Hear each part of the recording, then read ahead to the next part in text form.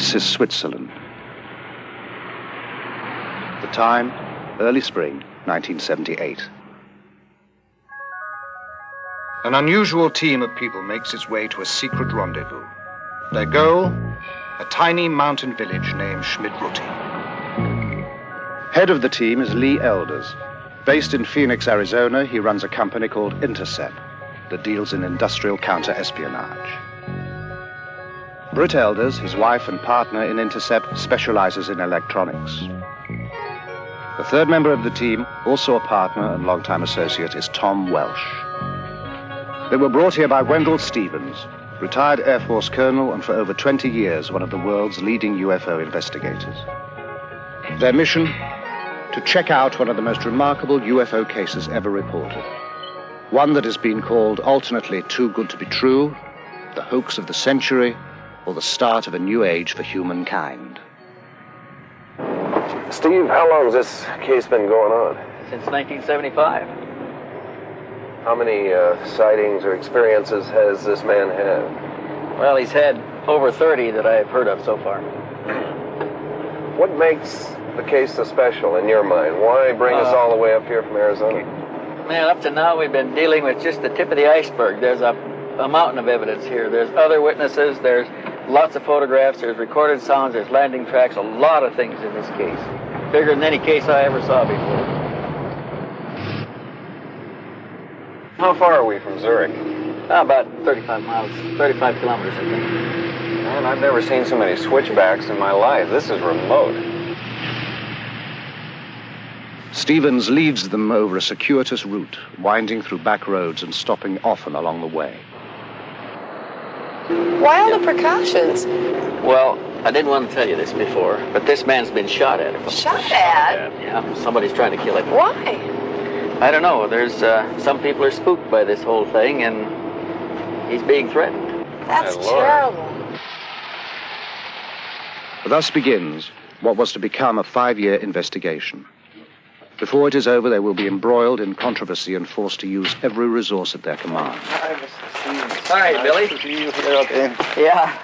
I brought my friend's been telling you about. This is Britt Elders. Hi. Good to meet you. Lee Elders. His name is Edward Meier. He is called Billy, an old nickname that sprang from his fondness for heroes of the American West. Buffalo Bill, Wild Bill, and Billy the Kid. He is a farmer. He claims he has been in contact with beings from another world. Thank you. He also claims to have proof of these contacts. Mr. Meier, when did the experiences begin? The contact begins on January 28, 1975 in Hinwil. Mm-hmm. How did it happen? What made you go outside into the forest? I got something like a very nice voice in my head.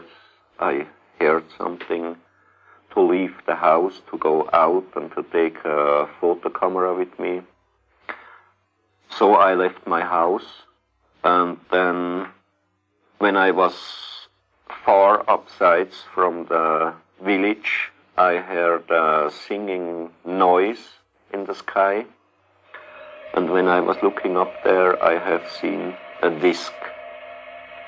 This disc was flying over the clouds, and then it came to the point where I was staying with my motorcycle. Then slowly it came lower and lower and settled down between the white trees and the forest there behind. Meier later photographs the impressions left by the disc's tripod landing gear. The grass has been pressed and swirled in a counterclockwise direction. Even a year later, the grass has not sprung back, but Meier notes that the impressions swarm with insect life.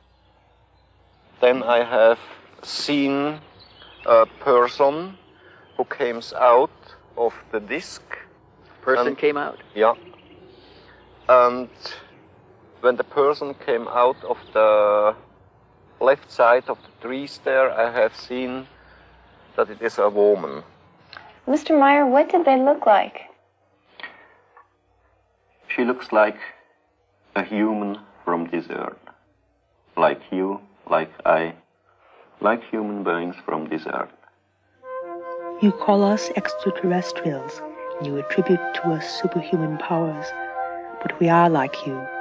We too are still far removed from perfection and must evolve constantly, just like yourselves.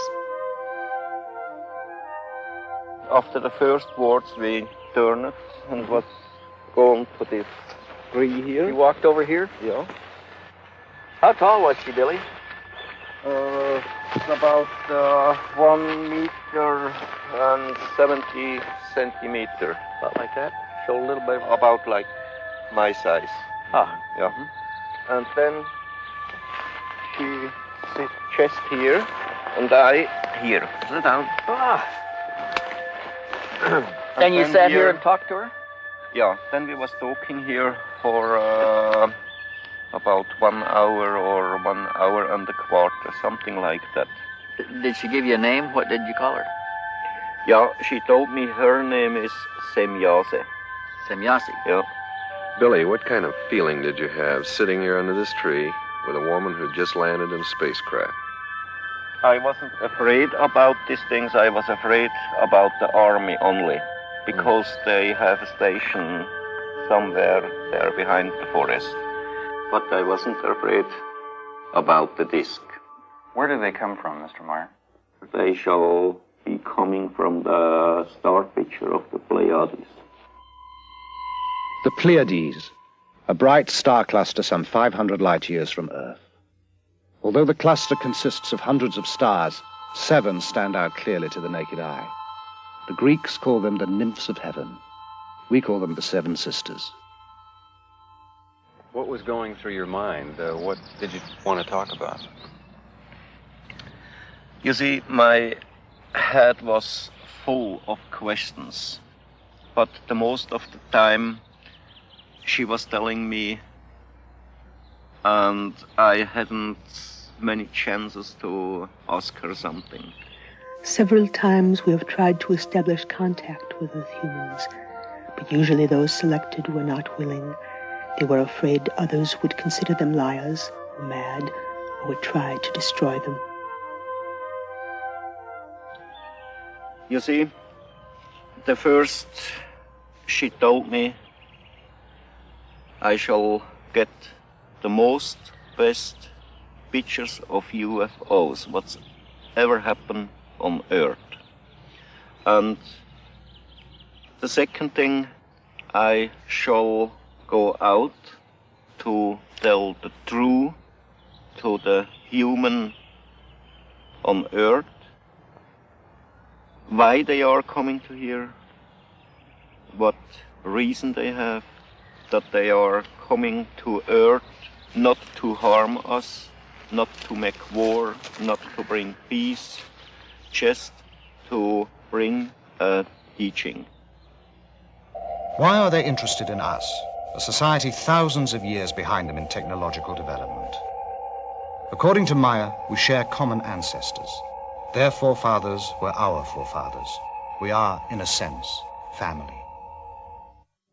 This is the place, Bergerumlikon, where I took that picture. Show us how you took the picture, Billy. Oh, Meier takes the team to other contact sites and demonstrates how he operates his cameras. I have here a small wheel to turn the film, and I can get the picture. Where was the ship exactly when you took it that day? You see, there is standing Wendell. Yes. It was about that place. Hovering above Wendell to some degree, right? Yeah. Uh-huh.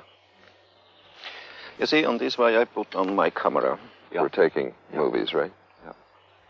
With a film camera on a tripod, Meier can shoot stills with his 35mm camera at the same time. And then I can start to film. Here I got the movie when was the ship hanging there up, and when it after was jumping by side. Jumped? Yes, jumped. It jumped away nearly so fast than the speed of light. By jumping, Meier means the ship disappears and reappears. Each time I got electrical hit when the ship was jumping, and at later time they told me there shall be a very strong power field, electrical power field, and from that out I always got the electrical hit. By electrical hit, Meier means an electric shock. He also noted a light shift at each event. Billy, how many sightings have you had here? On this place I had one Meier sighting. takes the investigators to over a dozen sites, describing the craft, which he calls beam Pleiadian ships, 2, and relating the information he signal. says the Pleiadians gave him. Are there any other groups coming here, Billy? How they told me there are each year about 22, 23 different civilizations. They comes to here to work here, study here, visit here. And other thing, there are, together with the Pleiadians, working here on Earth about 8 other groups, but they not belongs directly to the Pleiadian civilizations. But they work together with the Pleiadians. They work together with the Pleiadians. So there's an association of some kind between the Pleiadians and some others that are also... Yeah, exactly. Yeah. Well, how long have they been coming here? For the past 13,500 years about. 13,000. Yeah. And here we are on the place now where I got the movie picture. You see here, you see there the road, and on the middle of the distance to the road was the ship hanging in the air and bubbling in a very strong wind.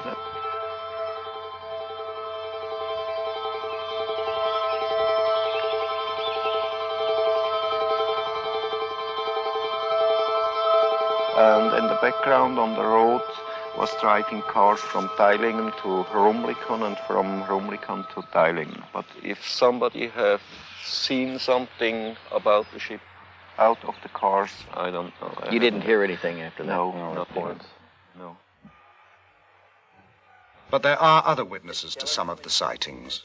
Ernst Keller-Müller lives down the mountain from the Meier farm. And what did you see from here, sir? Wat zijn ze gezien? Ik had twee gesichtet, wo... We saw the lights and then they disappeared and then they came on again. That's why he noticed it. And then what happened? Wat is nog aan passeerd? Dann hat sich das, was abgeleuchtet hat, hat sich dann leicht abgesenkt, ein Stück weit. The one that had the light going below also went down. Went down to the ground? Not all the way to the ground, but the other ones stayed in the same place and this one went further down. Isn't that the direction of Schmid-Ruti over there? Ja, genau. Yes, that's the direction of Schmid-Ruti. Have you ever heard of anything going on over there in the Schmid-Ruti area? Ich habe noch A couple of days later he called Schmid-Ruti to find out. Did you know Mr. Meier at that time? Had Sie dort Herrn Meier gekend? Nein. And then behind us the forest, it was a little light. Bernadette Brandt, a computer programmer. So? And it jumps like a ball. Like it bounced? Like a ball. Uh-huh. It goes up and down and up and down. Did it get bigger? When it goes up, no, the same greenness. When it goes up, it was white, and when it goes down, it was red. The nearest thing to a government official in the area is the postman in the village of Schmid-Ruti. Have you seen any of the photographs yourself? Ich habe etwa 2, 3. Only 2 or 3. Do you believe them? Ja, ich weiß es nicht. Ich kann nicht. He says he can't imagine how you can take a picture like this. He is the kind of a guy who only believes what he sees himself. Jakob Bertschinger works the farm with Meier. Okay, he saw the light ball going away from here, from him, within that 45-degree angle. 45-degree angle? Well, that's right. And he can't tell how far it was. It was very difficult to say. But then it stood still, that ball of light, and changed direction, came directly towards him with an unbelievable speed. My name is Elsie Moser. I'm living in Niederglatt. I am a school teacher. The first time when I saw it, it was up here. I saw it with about 7 other people. Were you frightened? No, not at all. I was thinking, oh, well, okay, now I have seen one. Guido Moosbrugger is not a neighbor. He lives about 2 hours away in Austria. He heard about the Meier experiences and came to see for himself. Have you ever had any experience with Billy in connection with these things that are going on here? Yes, I have seen a few demonstrations myself, especially at night, and was present at the landing site during one landing, and I saw other things. A lot of things happened in those 6 years. You have seen things with your own eyes. Did you ever photograph anything? I was allowed 2 times to photograph at night. As we sat inside the car, we saw all of a sudden to the north, above the meadow, out of nowhere, a fire-red disc, about as large as a headlight. And then what happened? And then it suddenly disappeared. Then there was a short pause, after which, at the same place again, appeared all of a sudden a silvery white ball. Then there was another pause, and then the same ball appeared again. It flew toward us, got larger and larger, then shrunk, collapsed, and then, like magic, it was gone. And best of all, it looked like a shower of sparks. In all, over 30 other witnesses corroborate Meier's testimony. The contacts continue at a furious pace, sometimes 2 or 3 a week. Meier claims to have had over 130 meetings. He has taken hundreds of photographs and has over 3,000 pages of notes. For a long time, we've had an urge to contact someone who sincerely wants to be helpful in our mission. Here and there, we open such contacts with inhabitants of different worlds, but only when they have developed enough to become rational, thinking beings. Then we prepare them for the thought that they are not the only rational, thinking beings in the universe. Britt questions Calliope, Meier's wife, whose nickname is Poppy. Poppy, how long have you and Billy been married? Now, 16 years. And you were married in Greece? Yes. Uh-huh. What did you think when Billy first told you about these experiences? Her English shaky, Poppy reverts to German. Ja. Ein bisschen schwierig am Anfang gewesen. It was difficult at the beginning. Weil because she never knows anything about this case. Oh, she didn't know? No. When did she find out? She says Billy takes a long time that her tell her something from the UFO. And then how did you feel about it? Beunruhigt einerseits, weil and she was thinking why this happened all to me. Billy shows her every time the picture that he takes, and so she was knowing about from the picture from the UFO. But she was very critical about this case and asked him some questions about all this case, and it was very difficult for Bobby. Were there times when you had just had it up to here and you couldn't take any more? She never was thinking to leaving this whole case, but she was crying and fighting against Billy and against the whole case. At one point, Poppy admits, she was so fed up she burned half the photographs. Today the feeling is other because she knows very well about the whole case and things about the Pleiadians, and this is very important for her. Listen here.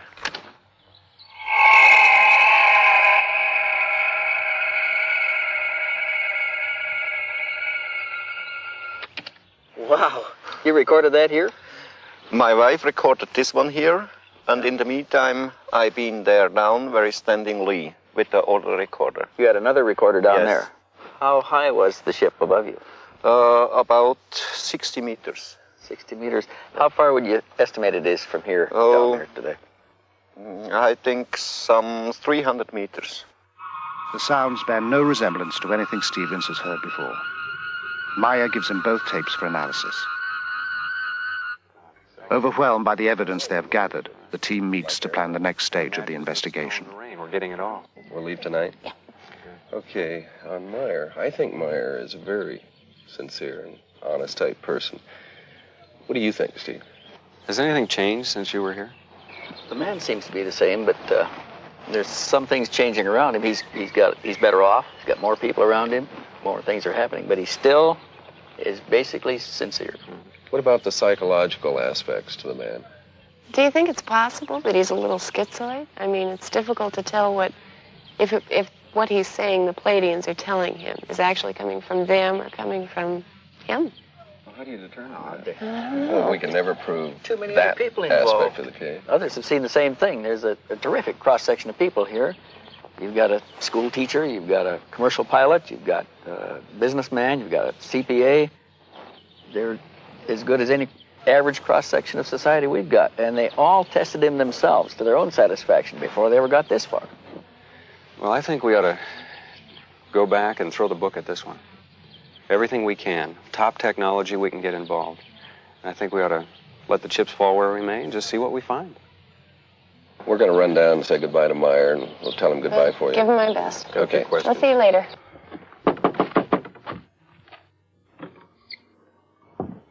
They've done what they can here. Meier has turned over all his material, but he has one more surprise in store. So we want to thank you for all your time and trouble. Oh, yeah. Okay, just a moment, wait. Okay. I have you something. Here. What's this? Metal samples. Metal samples? Yeah. Where did you get these? I got it from Symbiose, and she brought them from Era. Are they extraterrestrial? Yeah. Metal samples. The kind of hard evidence Stevens had hoped for.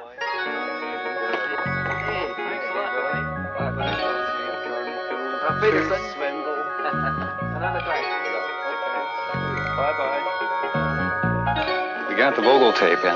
Great. Back in Phoenix, the investigators begin to sort out the massive material Meier gave them. There are hundreds of photographs, the 8mm films, sound tapes of the beam ships and the fragments of metal. They know they will have to call in scientists from a variety of fields to help assess the evidence. The task appears monumental. Thanks, hon. Tom, what about you? Yeah, I'll have one too. Okay. They decide to check the photos first. If these are fake, the rest doesn't matter. Here we have our image. The ground is below. We'll place this on the platen, emulsion side up, in order to focus on the emulsion. The first step involves translating the photographic image into digital information, the language computers can read. We can start this machine from the point which it is at now and scan 500 lines, 500 points per line, at a very small aperture, and watch the result of this scan being placed, digital information, keep in mind, onto a display.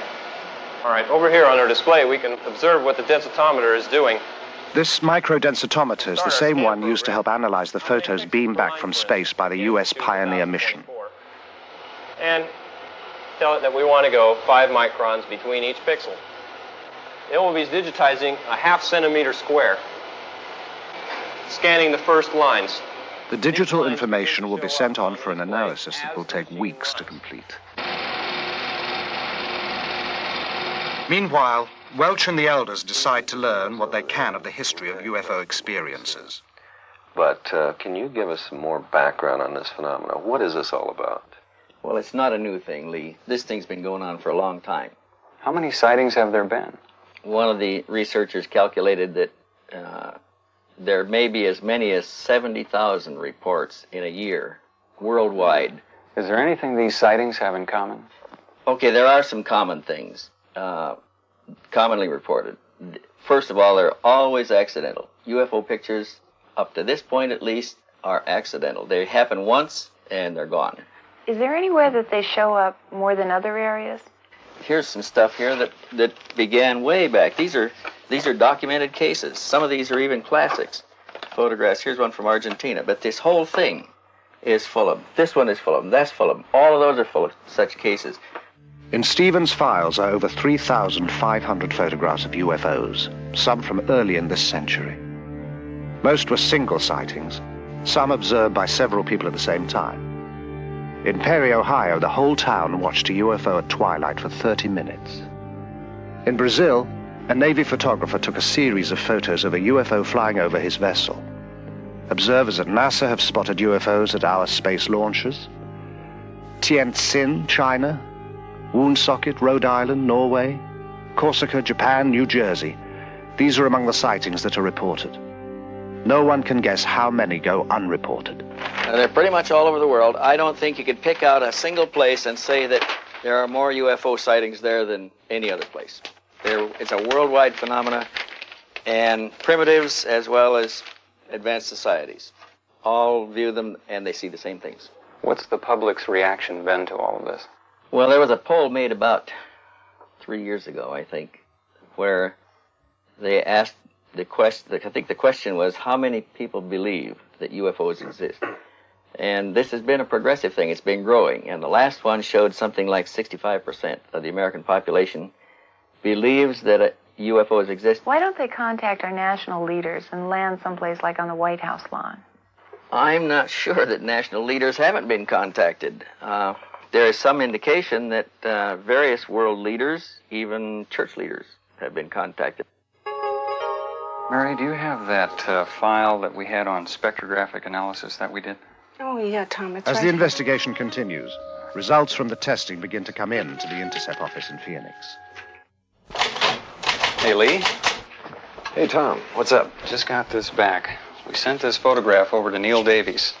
Just got his report back. Neil Davis.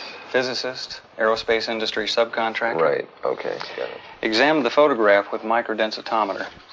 Also, these you're seeing here are the black and white color separations that he did, and let's see what the results were here. Examination of these plots did not reveal any details which would cast doubt upon the authenticity of the photograph. And there's more. Color copy negatives, color separation. Nothing was found to indicate a hoax. And his conclusion is even more interesting. Let's see, black specks. Nothing was found in the examination of this print which could cause me to believe that the object in the photo is anything other than a large object photographed at distance from the camera. Meier reported 6 different configurations of Pleiadian beam ships. Davis analyzed what the investigators designated as Variation 2. Variation 3 now goes to computer analyst Jim Dilatoso. This is the new picture that we digitized last week using the microdensitometer. We transferred it over to floppy disk here. Let's look at the first map in low-pass filtering. Why these particular colors on the screen? What are we seeing? I mapped it in such a way that the real colors are not what we're seeing, but one shade of a color that's really similar to another one, like 2 shades of red, are in high contrast so that we can really see the difference. I see. Have you found any anomalies yet, of any kind? Anything I find strange things, but nothing that would tell me that someone's tampered with the pictures. I see. Nothing indicating a hoax method or indicating superimposition or anything like that? Nothing that I can find. Have you been working on the grain at all yet? Yeah, I have. Well, what are we seeing here? What we're seeing here is that the film grain holds up the way that it should. In the pixel distortion test, it appears to me and to the computer that this object was photographed in the same original piece of film at the same time that the background was photographed. In other words, no overlay. I would say these pictures are genuine. Extrapolating from Meier's accounts, Dilatoso programs the computer to duplicate the lights Meier observed on the craft. At the moment, he has no explanation for their apparent rotation. Mary, any calls? Yes, Steve called. He's at home, and you're to call CRQ. CRQ. Okay. Call Steve. Tell him I'll get back to him in about an hour. I'll take care of this now. Okay. Hey, Lee, look what I got here. Stevens has more news. We got a report back from Shellman. Sound analysis. He had sent the sound tapes Meier took of the craft to Robin Shellman, specialist in sound identification. Things. He found some things we didn't hear on there.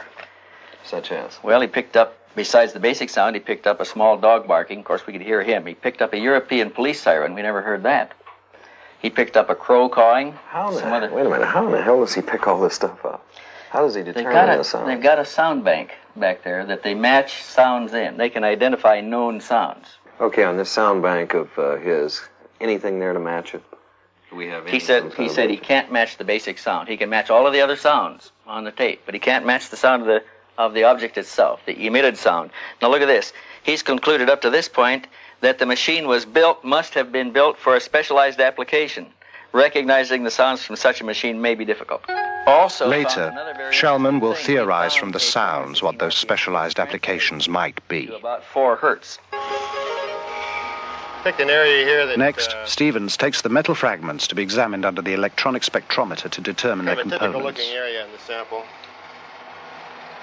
Preliminary examination of the metal has been done in Switzerland.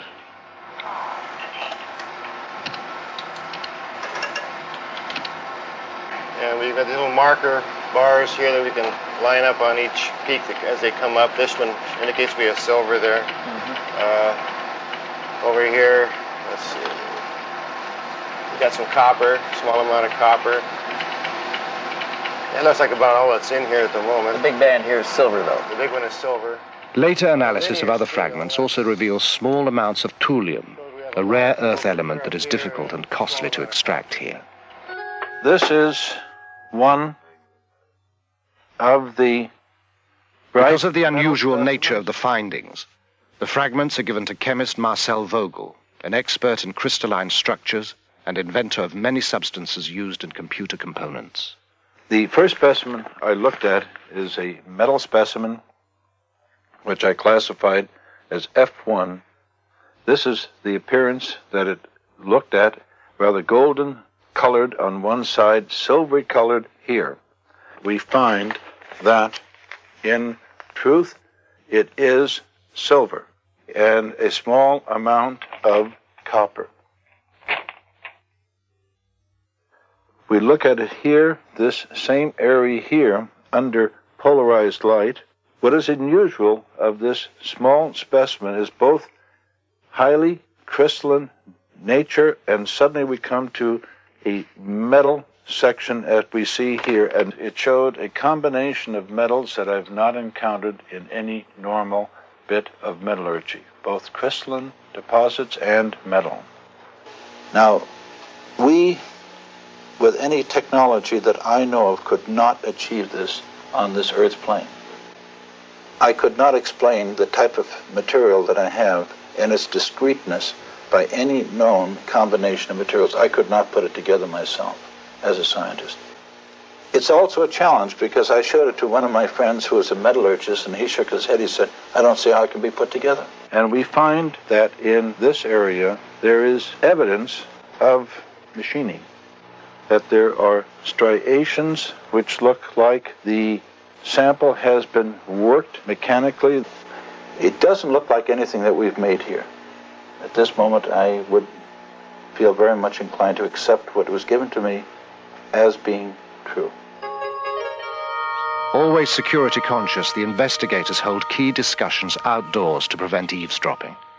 As the work piles up, they meet to assess progress and problems. And that is, we've got a company back here and an intercept clientele, a pretty heavy clientele. What are they going to be thinking about these hard-nosed investigators running around chasing flying saucers?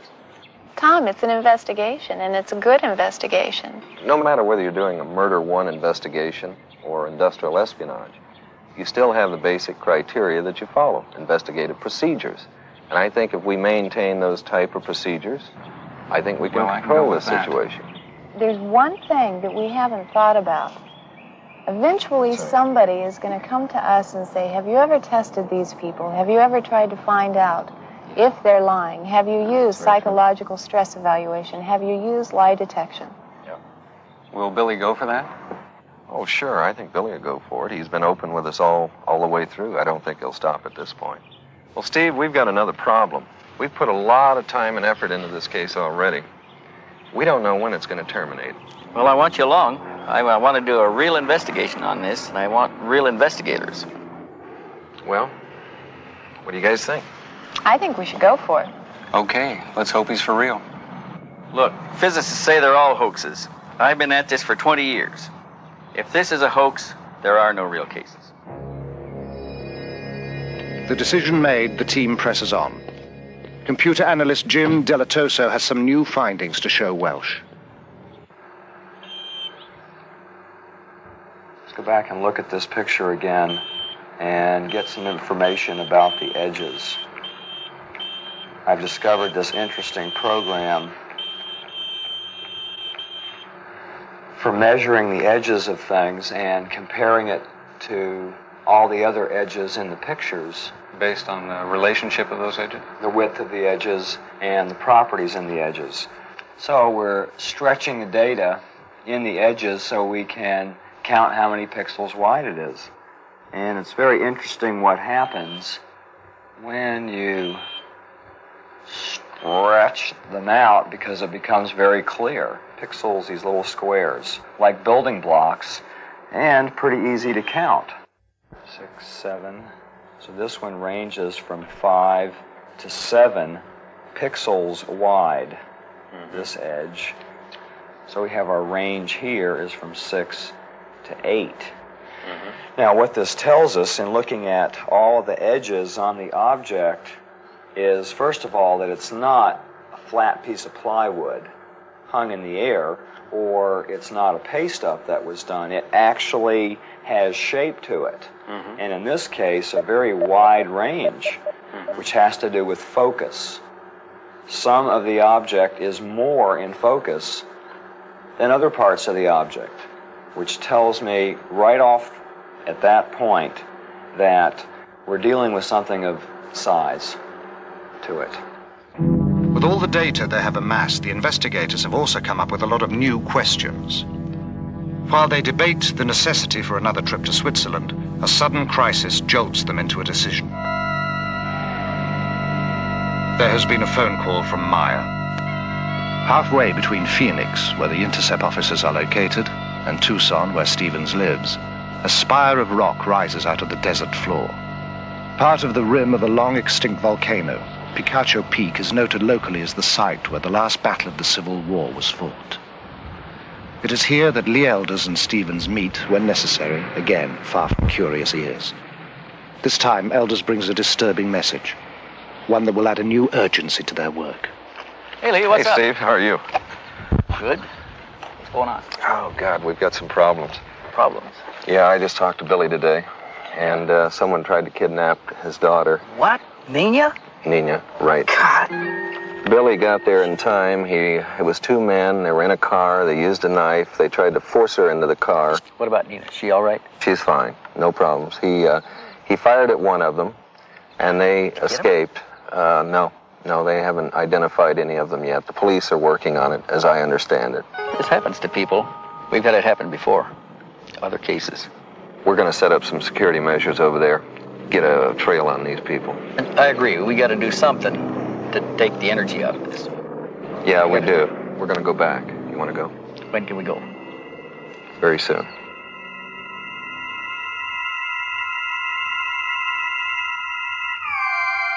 Hey, amigo, any phantoms up there? No, it looks pretty clean up here, but I want to check for third wire. In Switzerland, the investigators start their security sweep with the phones. No infinities. Everything looks all right. I tell you what, we better run a TDR up the hill, though. See if anything's hanging on the line. What do you think about, what can we do with the people? There's two things we've got to do with them. One is we've got to get them to change the patterns, primarily Billy. Change their movements, change their patterns. Second thing we've got to do is we'll have to indoctrinate them on security. Probably set up a night watch situation of some kind. Have enough weapons here where they carry weapon, flashlight, walkie-talkie? Carry the whole thing. Patrol the grounds at night. New additions to the farmyard since their last visit include a pair of peacocks whose raucous squawks make them as effective guards as the farm geese. There are new photos, too, and more film. In some, the beam ship hovers by a tree. Meier says they use trees as a kind of magnetic ground. Two or more ships in the same shot are almost unheard of in UFO photos. Meier has dozens of such pictures.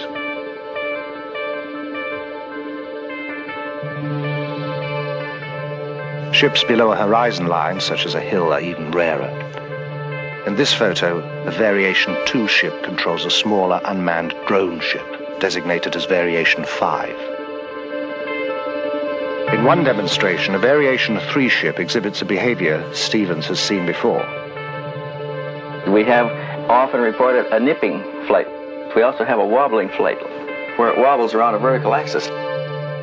The bobbing effect, Meier explains, is due to the ship riding the waves of the Earth's magnetic field, much as a boat on the ocean.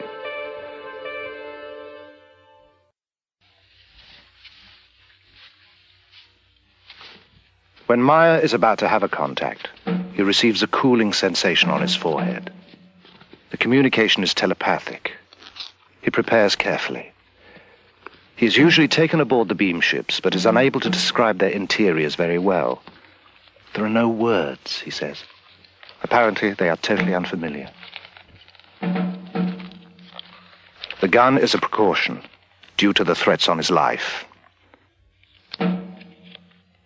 The hat is a favorite, one he picked up on his travels in the Middle East.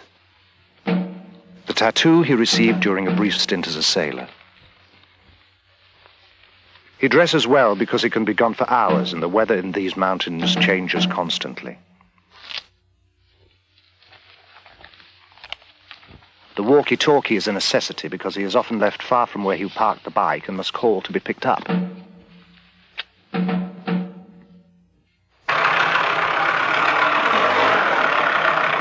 Meier feels the Pleiadians can communicate with him because his vibrations, the natural frequencies of his mind, are compatible with theirs. Each human on Earth and each human over the whole universe has different vibrations. The vibrations of human is made out of his thinking, and the vibration themselves, they are something like magnetic electrical waves. And they are turning from human to human, from planet to planet, and over the whole space of the universe.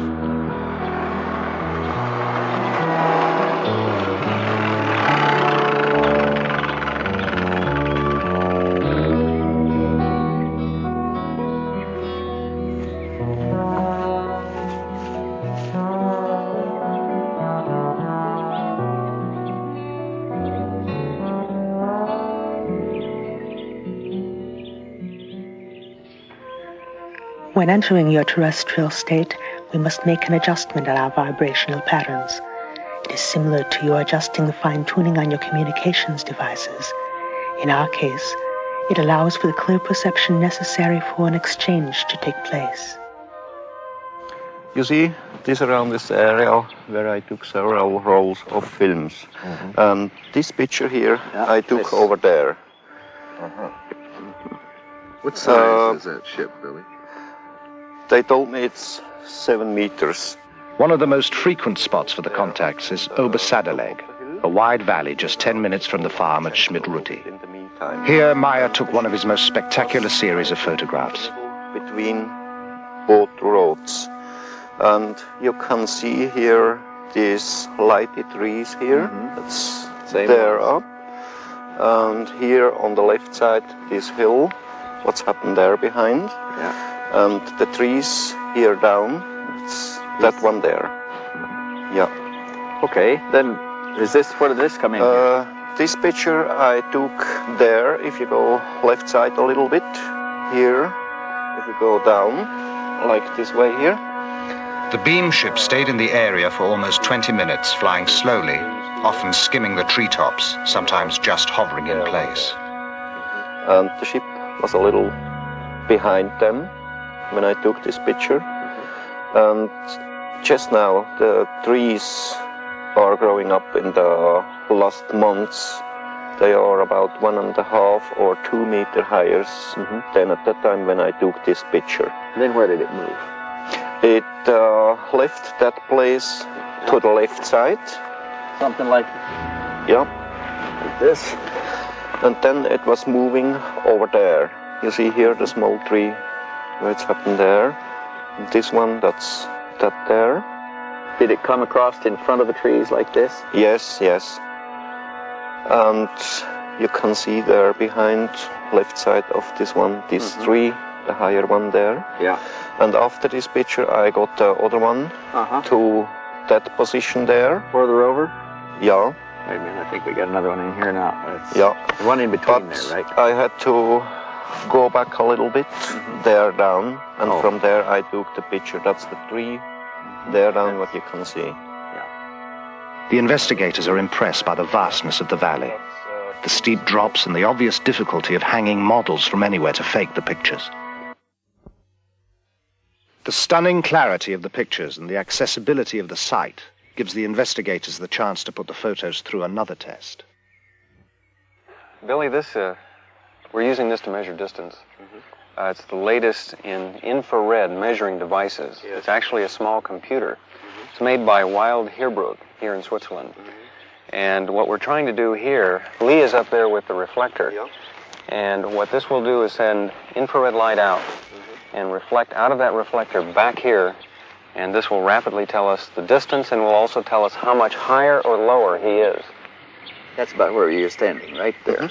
That's right, the place, yes. Okay, we'll go to on systems. Yes, we've got 1,262 feet, 0.85. The precise measurements and photos are fed into the computer. The edges of known objects, such as the trees and the hills, are translated into pixels. Since these measurements are known, the number of pixels in the edge of the unknown object, the craft, gives its distance.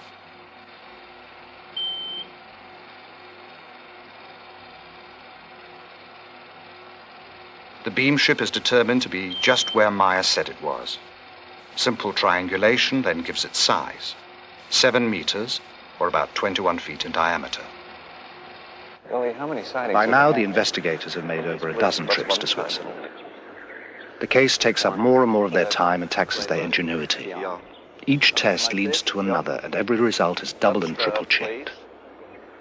To test the possibility that the Meier photographs were made using small-scale models suspended by transparent monofilament, the investigators bring with them a detailed model of a beam ship they identify as Variation 2.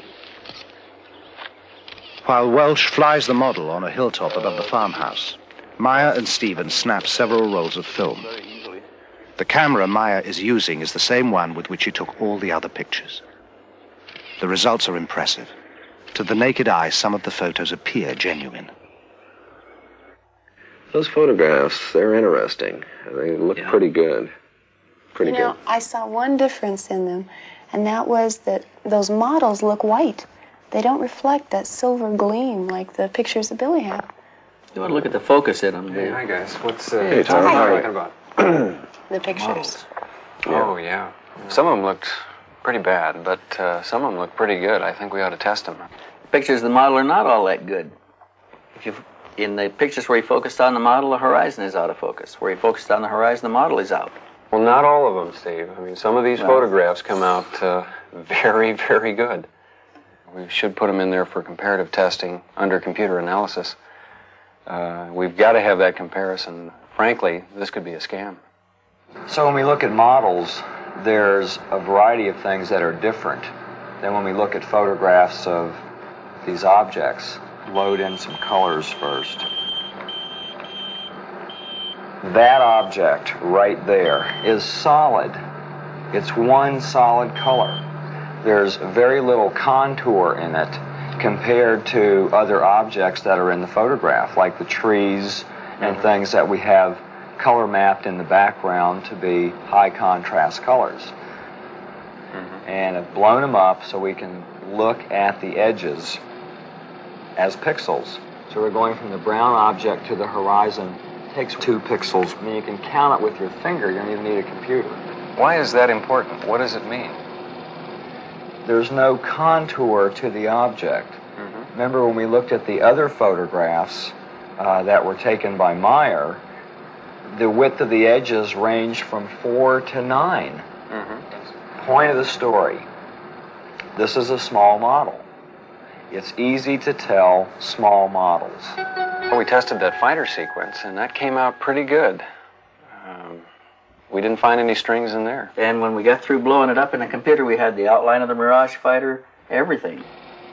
The incident occurred at Schmarbühl. Meier claims the jet made 22 passes at the beam ship. Computer analysis using the information from a known object, the Mirage fighter, shows again that the beam ship is the size and distance Meier claims. What'd you find out from the base? You had some investigation going in that They're pretty area. tight here on military security, but they won't let us talk to the pilot. We did find somebody who claimed that he found a mechanic who worked in that squadron at that time, and there was an exercise going on, and an airplane did come back with the electrical system melted out. The fire control system had to change a lot of black boxes, get it operational again. What about Meier? What are we going to do with him? I think we ought to put it to him, you know. Let's go for the man, find out if he's telling the truth, and put the full court press on him.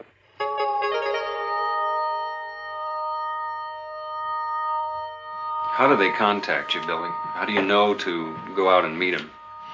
Yeah, that's a simple way. If I hear the order in my head to go to a contact, then I leave the house or just the place where I stay at the moment, and then they will guide me to the place where they pick up me. Well, let me ask a question. Why you? You see, and I can work together with them because I understand to close up my earth body vibrations. See, Billy's explained to me before that they perceive in Earth humanity all the vibrations of lust, envy, greed, avarice, all of the things that make us dense, and it gives us a heavy vibration that they react to as a bad smell. In fact, he's even mentioned that they call it the auric stench of Earth humanity, and it's discomforting to them. It gives them problems, it makes them sick. To stay in their presence When he long. closes up his vibrations, are we talking about an altered state of some sort, like alpha, beta, or theta, as far as the consciousness is meditation? In a way, it's like meditation. He rids himself of all of the unpleasant aspects of Earth life. But Billy, the vibration of the Earth human. you say they're advanced technologically. How far ahead of us advanced are they? They are about 3,500 years in their experiences about technology, far out from our level. And they study us because we represent an earlier stage of their own evolution. Yeah. You know, they had a war, they had trouble together, they was fighting together, and they needed a very, very long time to get peace under themselves. They made a very interesting observation at one point. They said that if we could now concentrate Earth's energies and resources, we could achieve all that they can do now in about 300 years of our time. Yeah. If you've been in the ship, why not photographs inside of the Pleiadians themselves? It's impossible to make it because there are powers inside, they always break the film. He's taken a number of rolls of film, and when they're developed, they're usually black. If they've got anything, it's wavy lines through it. So you're talking I lose it so hundreds of films. Why are they here now, and what do they want? You see, they don't come here to harm us. They don't come to start trouble here or war or to overtake the earth in their ruling. They just see us here as their little brothers or something like that. And they want to bring the real teaching of the natural life and of the spiritual belonging, spiritual teaching, spiritual life, and all this. But they must want something from us. They just want nothing. Nothing. You see, for the human on Earth, it's impossible to believe this, but that's really the truth. They just want nothing from the humans on Earth. The session goes on for hours. To every question, Meier has an answer. The investigators are unable to shake him or to find flaws in his story. In Phoenix, Dilatoso comes up with a startling new discovery. We're getting into a really interesting area in these pictures. We don't really have to test every picture anymore to see if it's a real picture or not. We can't find anything that tells us it's a hoax, so let's start looking for things that are interesting from picture to picture. Look at the color here. It seems to contour to the shape of the craft. Have you seen this in a lot of the other photographs? In the Meier case. Look at the bottom here. On what's down here, it stops right in the horizon. With the coincidence of it follows this line in the craft, and it follows that line in the craft, and it follows parallel right underneath the bottom there, and we find it in half of the other pictures, I think it means something. You think it's something that we're not seeing in the photograph with our eyes? We get some kind of an aura, whether it's infrared, thermal energy, as yet I don't know. I think that craft is putting out a force field. The team had shown the Meier material to a variety of experts in an attempt to learn if any of it could be duplicated.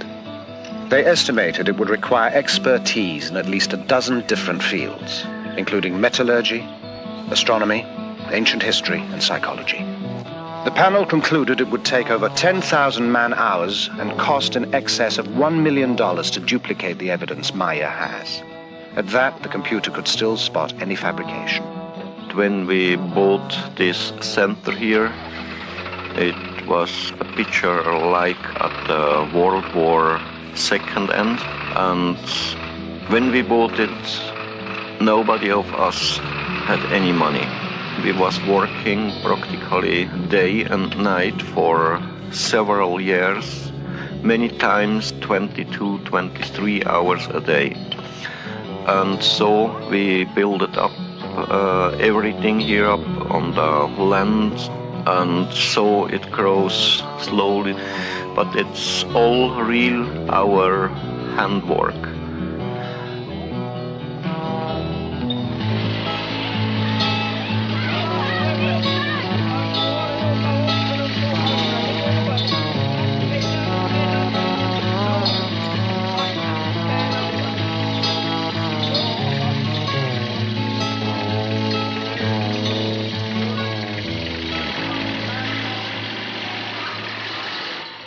This is a psychological stress evaluation test, better known as PSE.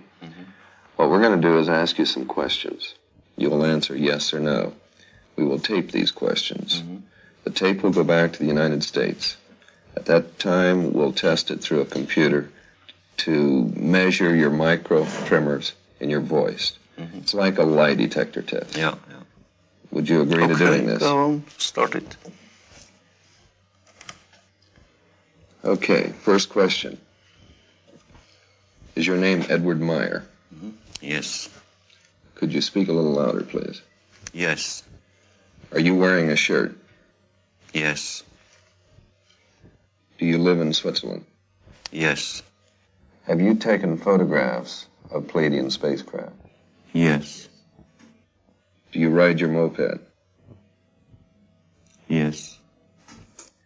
Do you receive your mail at Schmidt-Rudi? Yes. Did you fake the photographs taken at Ober-Sadeleg with a model suspended... Wait till the answer, or wait till the question is finished. Suspended by a string? No. Let's do that one more time, okay? Wait till I finish. Do you live in Switzerland? Yes. The tape is taken back to be analyzed by Bob Phelan, a former criminal investigator with the Sheriff's Department of Colorado and a specialist in lie detection. Was also a yes answer. Number 3, do you live in Switzerland? Yes, he lives in Switzerland. There's enough stress here to indicate that probably isn't where he prefers to live, or he's lived someplace else. Question 4 was the first relevant question you asked him. is, have you taken the photographs of spacecraft? His answer was yes. He's being extremely forceful, though not deceptive. Mm-hmm. And my opinion on that particular question is that he's being as truthful as possible. Mm-hmm. Number 7 was the second relevant question you asked him, and he answered right on top of the question. And the person asking the question had asked him to answer the question again, and then he asked the question again.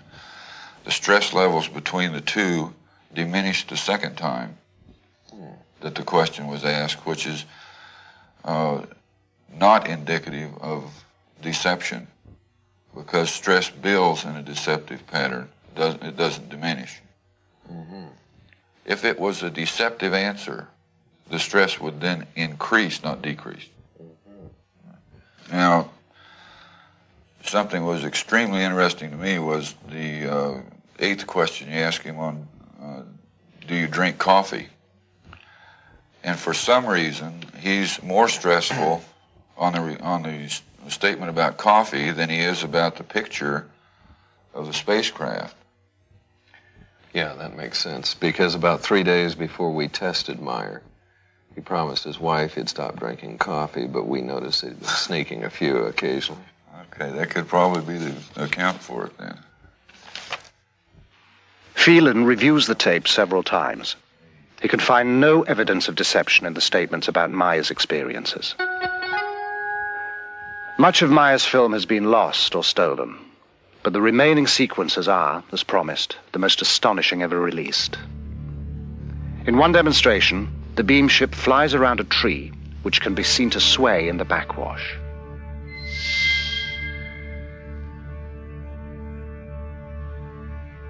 Once again, in slow motion.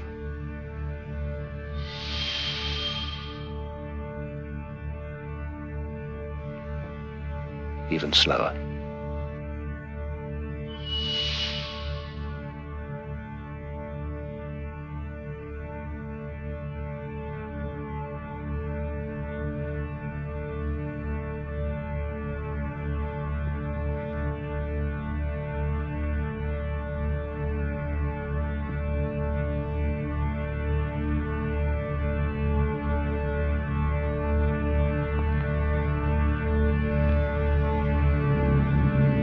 Later, Semyasi brings a new beam ship to pose for Meier's cameras, a variation quite unlike anything he has seen before.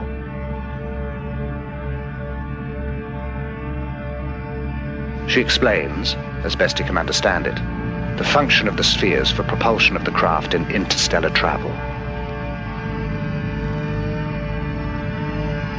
The sound of the new beam ship shows marked differences to the sounds of the other variation craft.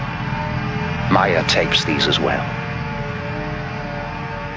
The tapes are taken to electronics consultant Niels Rognerud and sound engineer Steve Ambrose for examination. We have two pieces of equipment. One measures the signal we're listening to in the time domain, the top one here. And the bottom one is measuring the frequency components of the signal. Yeah, what does this mean when they're all together like that? What you have is you have many tones happening at the same time, and right now they're aligned. Now they're disaligning. They're out of alignment. They're very much out of alignment. Now they're starting to centralize on one. It's not as though maybe before you had 10 different frequencies at random, and then all of a sudden 9 dropped out and you only had 1 left. What's happening is the 10 different frequencies are converging on one central frequency, which is, I find, very interesting. This is probably one of the most interesting things about the tape, is that there are... What's this right now? Very, very many tones. Yeah. And they're all changing very fast. For a moment there, we were locking in and we had 3 evenly spaced frequencies. See it there again? Yeah, you got them again. Yeah. Niels, would it be possible to recreate this sound? To be honest with you, I personally don't think so. There are not synthesizers on the market that have oscillators that change that randomly. Even if you got 9 or 10 of them going, they wouldn't change from those peaks that quickly. So a significant thing is this rate of change. Well, and besides, if you were going to create a noise for a spaceship, you'd be hard put to come up with something as original as this. There's another alignment there. Okay, Lee, what we can do here is... Intrigued by the findings, Lee Elders takes the tape to Robin Shellman, who has studied the sounds of the earlier craft. We're showing this throbbing, modulating beat that we hear on the tape. This beat, or modulation, occurs at these frequency peaks. Each one of these peaks is a discrete frequency. If you wanted to give a visual display, let's say we're talking a motor. Could be a motor, a shaft of a motor with 4 magnetic poles or coils around this shaft. The curious thing about this, it changes from 4 to 5, 6, 7, all the way up to a number that is difficult to discern. At a certain point, you're going to generate a certain amount of magnetism. And then later on, you want a stronger field, well, you're going to select 8 fields. All right, now you're going to hear 8 pulses on the tape. And then later on, you want a stronger field, you can select 16, 32. Is there anything unusual about this? I would think it's highly unusual. I don't really see any application for it, with the exception of, like I say, either generating a magnetic wave of some sort for laboratory purposes or maybe in this case, propulsion. Without ever having seen a picture of the new beam ship, Shellman has drawn a representation of the spheres and offered an explanation of their function.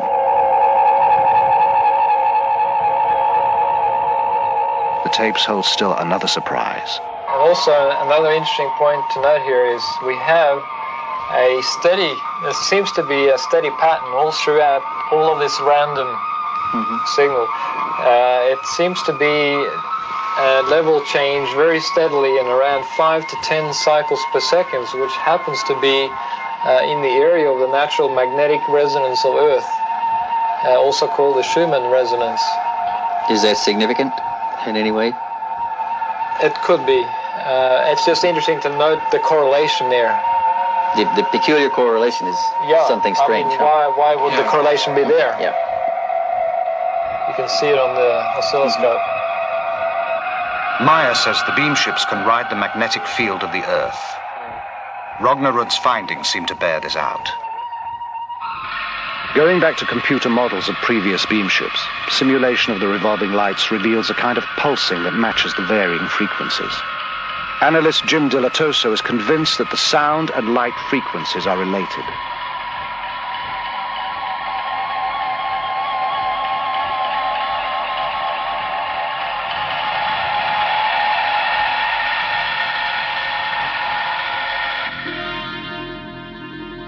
The phenomena might also explain the ability of the beam ships to suddenly disappear from sight and just as suddenly reappear.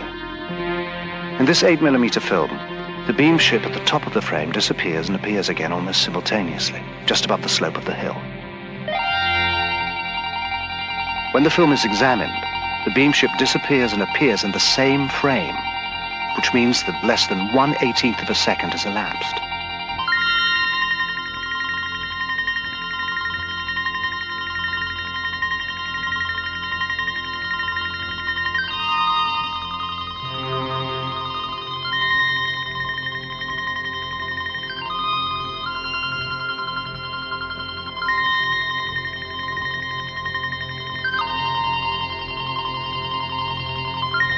In order to complete their background research, the elders visit Scotland to talk with John McVeigh, a member of the Royal Society of Astronomers, and a published authority on the structure of the universe and the possibility of interstellar travel. Is it possible to travel from the Pleiades to this planet? I think the only way any intelligent beings and living beings could possibly reach here the influence of the sun from the Pleiades would be by some unconventional means. Probably by hyperspace. One can use this term now a bit more freely because it has kind of scientific significance now. You know, this McVeigh is quite an impressive guy. He's written 6 books on related subject matter: life in outer space, interstellar travel. I think he knows quite a bit of what he's talking about myself. Yeah, I've got one question I'd like to ask him, though. What's that? I want to see if he's got any information on this historical connection we keep coming up with. Because we found it everywhere from the Incas to the Aztecs to the Greeks to the Romans to Egypt, everywhere. Possibly he's come across something in his research. Well, the Pleiades are very well known. In fact, they're a very ancient group. They're mentioned, in fact, in the Bible, in the book of Job. I can't just give you chapter and verse, but they are a very old group. And they've been used by many ancient civilizations to signify the approach of autumn, winter. Hippocrates recorded that summer begins with their rising and winter with their setting, and Greek temples are aligned to these events. The Great Pyramids of Egypt are also aligned to the Pleiades. To some African nations, they are known as the 7 goddesses. In China, they are called the 7 maidens, and they are the 7 beneficent spirits of the Hindu Vedas. Curiously, in all these separate cultures, they are always referred to in the female. The Pleiadians told Meier they used females for their first contacts because they appeared less aggressive to early man. The Mayans celebrated the moment when the Pleiades reached their zenith as the most important event in their calendar. Pre-Incan peoples believed their gods came down from the Pleiades, and on the mysterious plains of Nazca, Peru, the Thunderbird marks the plaza of the Pleiades.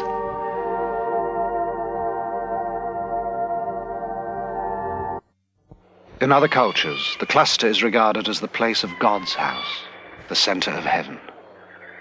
The lore of American Indian tribes is full of the Pleiades, which, according to some, stand at the gates of heaven. Historian John M. Hula, a Kiowa Indian, relates one story that survives to this day. It is tied to Devil's Tower in Wyoming. This mountain here, Kiowas lived in this area, and we call it the Old Tie. Kiowas camped through here, winter camp. And these children were playing. They were playing and they were running along this ledge over here. A giant bear came out of the woods and chased these children. The 7 children, seven sisters, we call them. And they came to this one ledge here. And the children got on top of it. This ledge began to grow. It grew out of the ground. As the mountain grew, the bear's claws were scratched in the mountain. And that's what we see today is the grooves up there. And from there, the 7 sisters went on up into the sky. And they're up there today.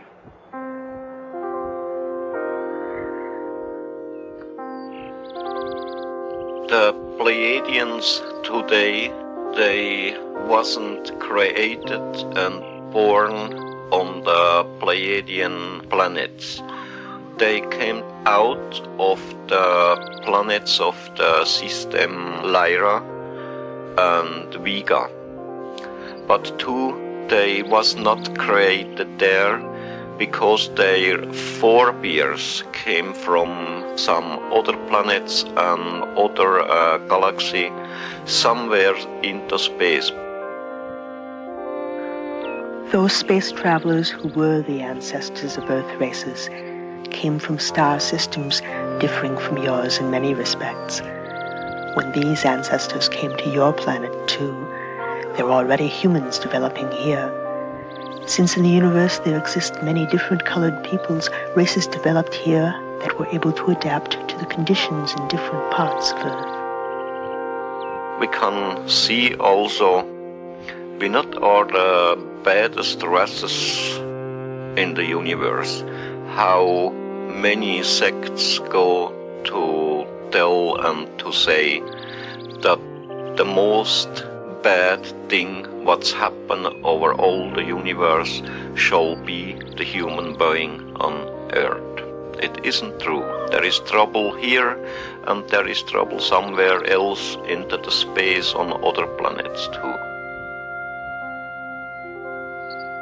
There remain only a few questions to clear up, but one of them has perhaps the most bearing on the Meier case. If his story is true, how did those beings accomplish a journey of such staggering distances? The investigators put the question to Alan Holt, an astrophysicist who works with the US space program, and David Froning, a specialist in spacecraft design for that program. Gentlemen, is faster than light travel possible today in our technology, or is this still just theory? There have been physicists that have been so bold and brave as to actually postulate the existence of particles that travel faster than the speed of light. And they have called these entities tachyons. And they have shown that the existence of such faster than light entities may not violate known laws of physics.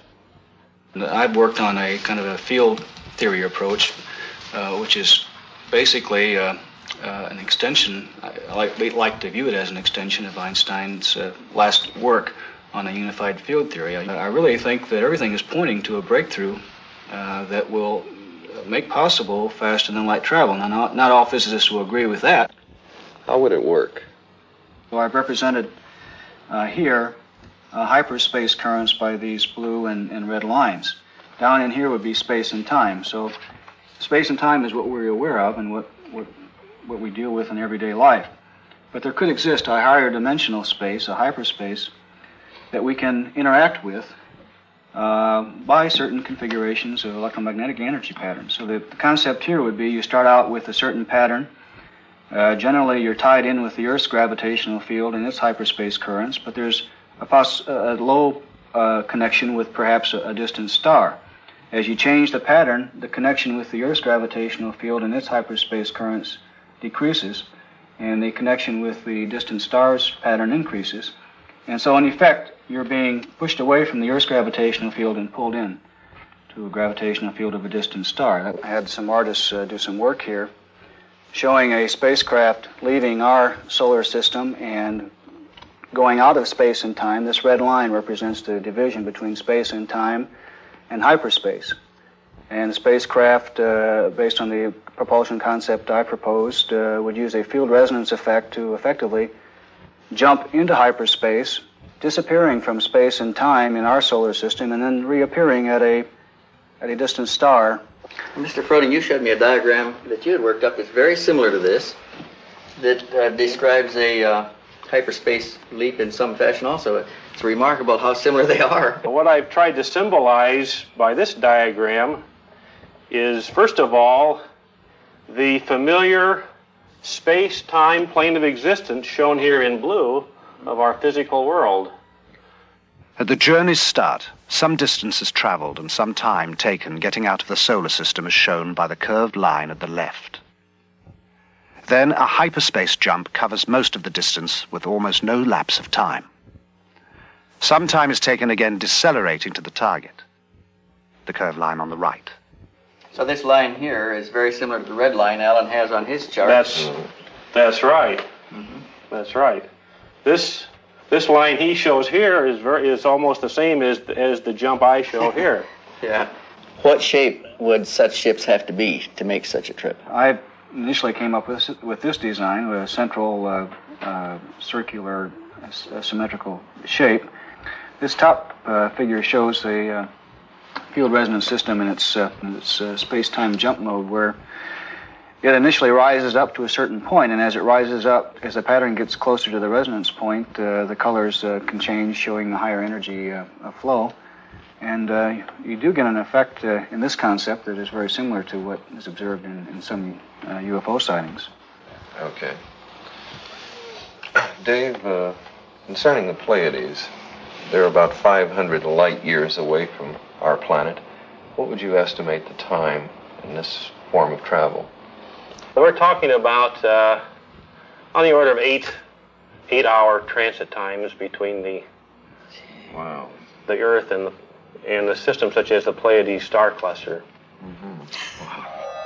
According to Meier, the Pleiadians make the trip in something over 7 hours.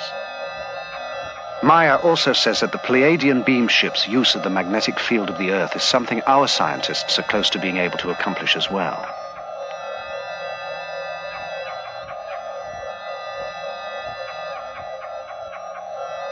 Using this information, the computer is able to project from one series of Meier photographs the flight path of the beam ships in the Earth's magnetic field.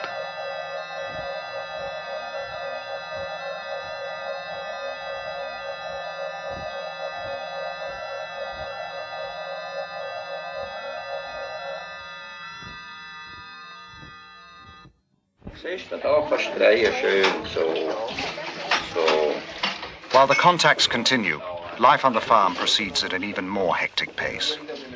To help free Meier, volunteers take on a lot of the routine work. But their very presence, their questions, even their enthusiasm create as much strain as they relieve.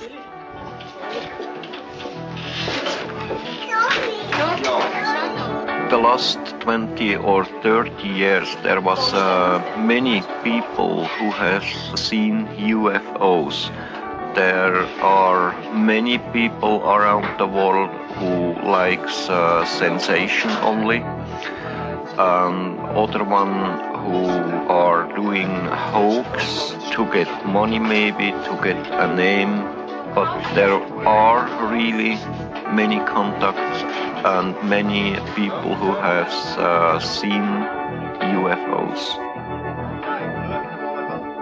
Between his work for the Pleiadians and the demand for his attention on the farm, Meier finds little respite.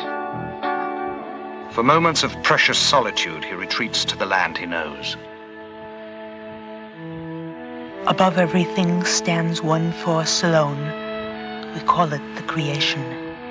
It regulates the laws over all, the life and death of everything in the universe, because it is everything in the universe. Real spirituality comes from the understanding of the laws of nature, the natural working of cause and effect, each contributing to and sharing with all. When you indulge in ritual and ceremony, real spirit pines away until it is gone.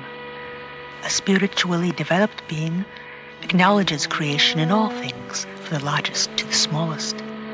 Following this way, fears and doubts vanish like rain before the sun. The story is by now a sensation in the European press. Every major magazine features Meier and his photos.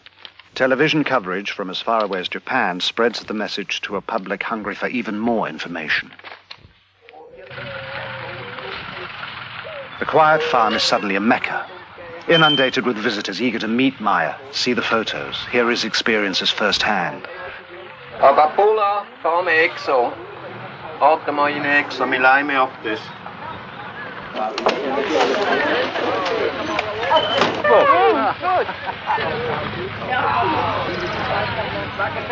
But Meier cannot refuse anyone.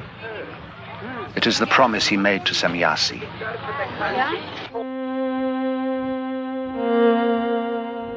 You have whole organizations which investigate our beam ships, but they have little material which is really authentic. However, the authorities already know much about our existence, but they continue to deny the fact of our existence, or even the fact of their research. They want only to rule the cosmos, but they are not even able to create on Earth peace among themselves.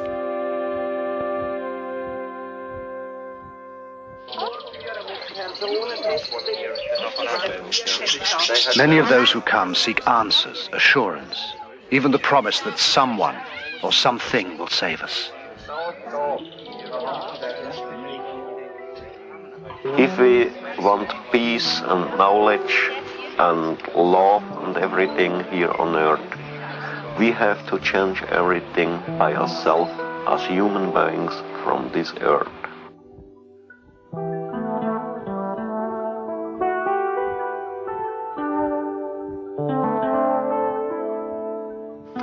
And you are... Despite a severe language barrier on both sides, Britt Elders has grown close to the Meier children. Yes. And Gilgamesh Meier. Yes. Could you ask Atlantis for me if he's had any discussions with his friends in school about what has happened with the experiences? Manchmal, ja. Dann sometimes. Und dann, was haben sie gesagt? Sie immer gesagt. They said always, it's not true what he said. Aha. And Methuselah, has he talked to any of his friends? Und hast du mit deinen Mitschülern geredet? Ja.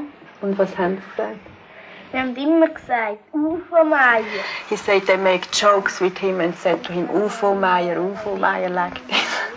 And then they have to go to the teacher, and the teacher said to the other people, why you say UFO Meier to Methuselah? And so they are quiet now. Would you ask them for me if they wished that their father had never had these experiences? Atlantis say on one side yes, and the other side no. Why the one side yes? When die UFO jetzt... If Billy don't have seen this UFO, people don't come to us, and not so much fun for him. Not so much fun for him. It is especially hard on the children. With the publicity, security measures have tightened up. The children are taken to and from school, and their activities around the farm restricted. Most vestiges of a normal life have disappeared. But when a threat does appear, it is not from assassins or kidnappers, but a wholly unexpected source. One night, the household is awakened by a brilliant light that bathes the whole area in an eerie glow. Meier, disturbed because he has had no telepathic indications, grabs his gun and his camera. The light changes shape and intensity. It moves out over the valley, illuminating the valley floor, rising and falling until dawn, then disappears. At his next contact, Meier asks Samyasi about the phenomenon. She has no explanation. The Pleiadians do not know what the strange lights could have been. Meier is shaken. You know, everything is going on more and more difficult. I get trouble. I get trouble here in Schmidrütti. I get trouble with the government, with the people around us. I can understand this, Billy. It's not unique. Anybody that has an experience runs into problems. But the experience is unique. You've got to keep going here. That's true. But, you know, there come some people here from the morning to the evening. Too many of them. All of them want to talk with me. I get trouble with them because I say no. There is some other people who likes to kill me, who likes to kidnap the children. I know it's got to be very hard on you, Billy, but we've got to go on.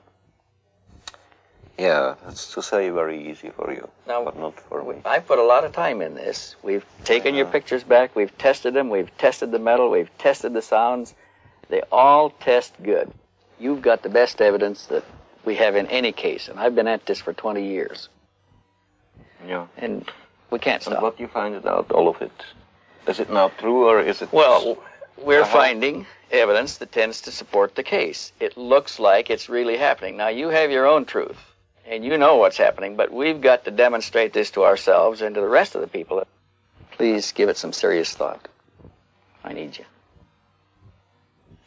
Yeah, that's true, but just now I don't know what I shall do, you know.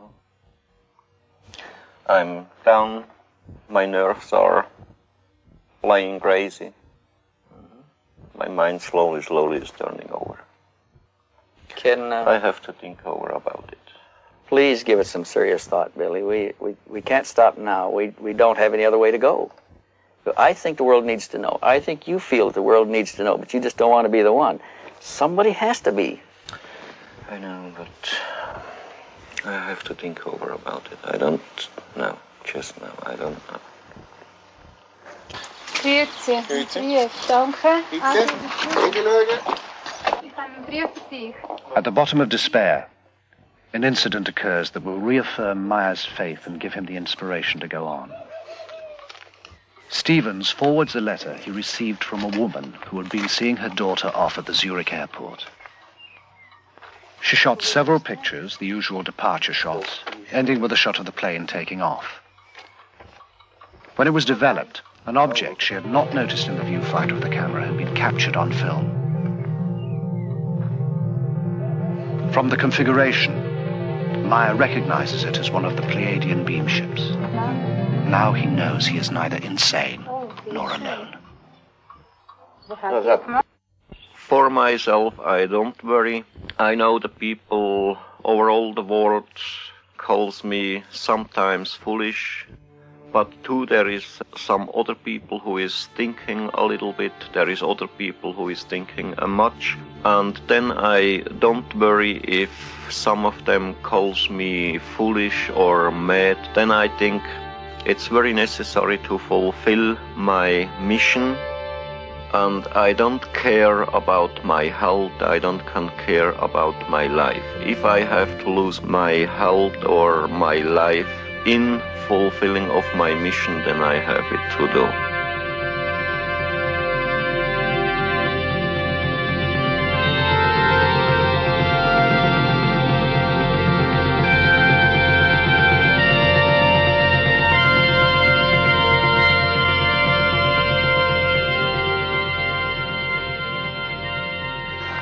What you thinking, babe? Oh, I was just trying to figure out how many times we've been here between the four of us. We've been here a total of almost 20 trips. Wow. 265 days. That's collectively between all four of us. And we're still searching. But I don't think there's much more we can do in the investigation end of it. I think it's pretty tight. I agree with you. I think we've reached our limit as far as an investigation is concerned. I think maybe now what we should think about doing is telling other people what we've done in the investigation and what we've found. Try to take some of the stigma off of it. I think we should talk about it and let everybody make their own decisions. Yeah. Ready to go home? Just about. Okay, wir sind heute also zusammengekommen, weil ich Bericht bekommen habe vom Rhein. The investigators are anxious to release their findings. Meier realizes this will expose the group at the farm to even greater pressures. He puts the issue to them, emphasizing that with wider publicity they can expect even further disruptions in their lives. But the others too feel it is time. They will do what they can.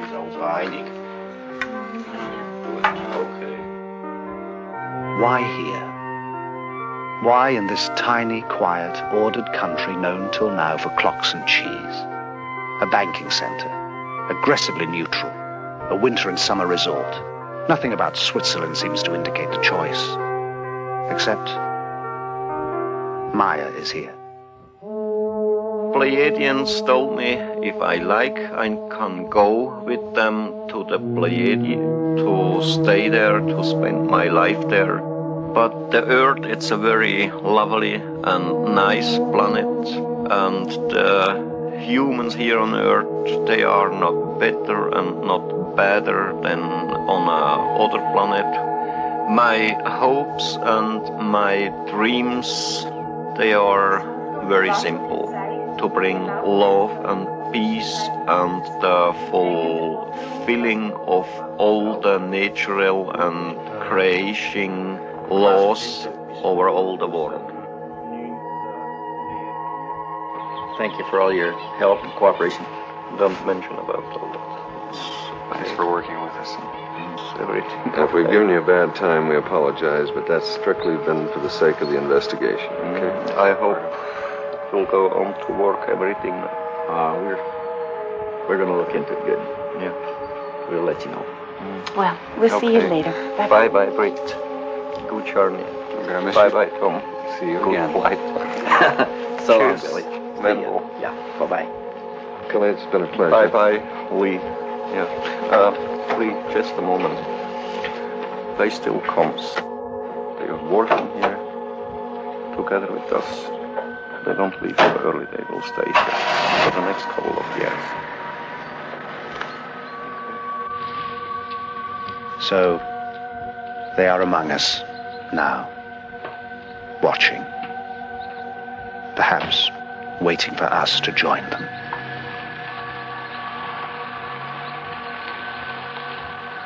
We are not superior beings, nor are we missionaries, but we feel duty-bound to the humans of Earth to tell them the only thing limiting the progress of the Earth human is the Earth human himself.